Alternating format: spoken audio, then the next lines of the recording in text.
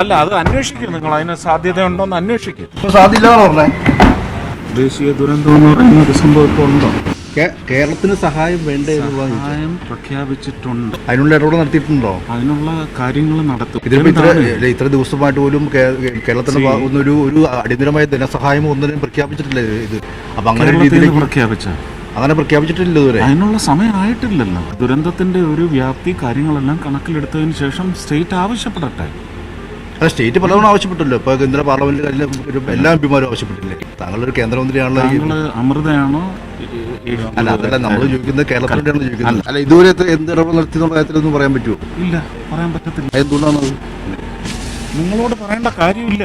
ഇതിനെക്കുറിച്ച് മാധ്യമങ്ങളോട് പ്രതികരിക്കേണ്ട ആവശ്യമില്ല. കേന്ദ്രത്തിന് സഹായിക്കാനുള്ള സമയമായിട്ടില്ല. സംസ്ഥാനം ആവശ്യപ്പെടട്ടെ എന്നൊക്കെ പാർലമെന്റിലെ എല്ലാ എംപിമാരും ഒന്നിച്ച് ആവശ്യപ്പെട്ടതാണ്. പക്ഷെ അതൊക്കെ അറിയണമെങ്കിൽ പാർലമെന്റിൽ എന്താ സംഭവിക്കുന്നതെന്ന് അറിയണം. ഇതൊക്കെ ഒരു കേന്ദ്ര സഹമന്ത്രിയുടെ വാക്കുകളാണ്. ന്യായീകരിച്ച് മെഴുകി എന്നല്ലാണ്ട് ആ മാധ്യമപ്രവർത്തകന്റെ ഒരൊറ്റ ചോദ്യത്തിനും കൃത്യമായ ഉത്തരം കൊടുക്കാൻ സുരേഷ് ഗോപിക്ക് കഴിയുന്നില്ല. ഇതെന്റെ അമ്മയല്ലെന്ന് പറഞ്ഞ് ഒരു ആശുപത്രിയിൽ നിന്ന് ഇറങ്ങി ഓടുകയാണ് ആ യുവതി. ദേഹം മുഴുവൻ മുറിവേറ്റ് വിണ്ടുകീറിയ ചുണ്ടുകളും വിങ്ങി വീർത്ത മുഖവുമായി ഇരിക്കുന്ന ആ ശവശരീരത്തെ കണ്ടു നിൽക്കാനുള്ള ത്രാണി ആ യുവതിക്കില്ല. പക്ഷെ പിന്നെയും തിരിച്ചറിയാൻ വേറെ ആരുമില്ല എന്ന് പറഞ്ഞ് പോലീസുകാർ ആ യുവതിയെ തന്നെ കൂട്ടിക്കൊണ്ടുവരികയാണ്. കയ്യിലിട്ടിരുന്ന ഒരു മോതിരം കണ്ടിട്ടാണ് അത് അമ്മയാണെന്ന് തിരിച്ചറിയുന്നത്. ഇതൊരൊറ്റപ്പെട്ട കാര്യമല്ല.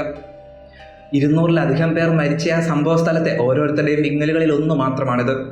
അടയാളങ്ങൾ പോലും ഇല്ലാതെയാണ് ഒരു നാട് ഈ ഭൂമി മുഖത്തുനിന്ന് തുടച്ചു നീക്കപ്പെട്ടത്. തേയിലത്തോട്ടങ്ങൾ കൊണ്ട് അലങ്കരിക്കപ്പെട്ടിരുന്ന ആ ഗ്രാമം ഇന്ന് വെറുമൊരു ചെളിക്കുണ്ടായി മാറിയിരിക്കുന്നു. ഇനി അവശേഷിക്കുന്നത് ഇടിഞ്ഞു പൊളിഞ്ഞ കെട്ടിടങ്ങളുടെ അസ്ഥികൂടങ്ങൾ മാത്രം. നിസ്സഹായരായ മനുഷ്യരുടെ നിലവിളിയും വിങ്ങലുകളും കേൾക്കാൻ ഇനിയും കേന്ദ്ര സർക്കാരിന് സമയമായിട്ടില്ലത്രേ.